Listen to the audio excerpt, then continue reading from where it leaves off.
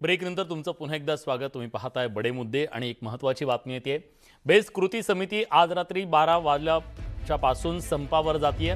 आज रात्रीपासून बेस्टच्या बस हे काम बंद आंदोलन करणार आहेत। बेस्टला बीएमसी मध्ये समाविष्ट करून घ्यावं ही कृती समितीची प्रमुख मागणी आहे। शशांक राव यांची बेस्ट वर्कर्स युनियन आणि प्रसाद लाड यांची संघटना काम बंद आंदोलनात सहभाग घेणार नाहीये।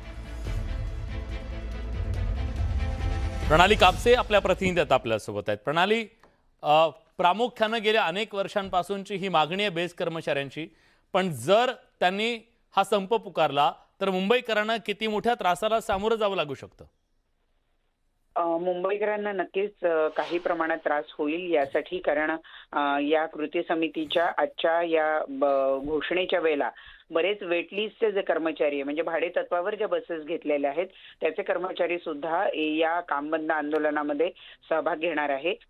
कारण त्यांची ही अशी मागणी आहे की गेले काही वर्ष ते सातत्यानं बेस्टच्या भाडे तत्वावरच्या बसेसमध्ये काम करतात, तेव्हा त्यांना सुद्धा बीएमसी कर्मचाऱ्यांचा दर्जा दिला जावा, त्यांना बेस्टमध्ये सामावून घेतलं जावं। आणि मुळात कृती समितीची प्रमुख मागणी ही आहे की बेस्टला मुंबई महानगरपालिकेमध्ये समाविष्ट करून घेतलं गेलं पाहिजे, म्हणजे त्यांचं विलीनीकरण हे बीएमसी मध्ये झालं पाहिजे।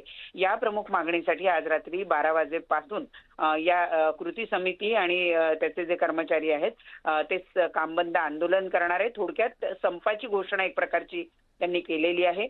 मुख्य म्हणजे त्याचा परिणाम हा सकाळच्या वेळेला जी लोक कामावर जाण्यासाठी निघतात त्यांना याचा फटका नक्कीच बसू शकतो। ज्या भागामध्ये कनेक्टिव्हिटीचा ची अडचण आहे त्या ठिकाणी बेस्टच्या बसेस या मोठ्या प्रमाणावर चालतात, अशा लोकांना उद्या सकाळी नक्कीच या बेस्टच्या काम बंद आंदोलनाचा फटका बसू शकते। धन्यवाद प्रणाली, तुम्ही दिलेल्या सगळ्या सविस्तर माहितीबद्दल।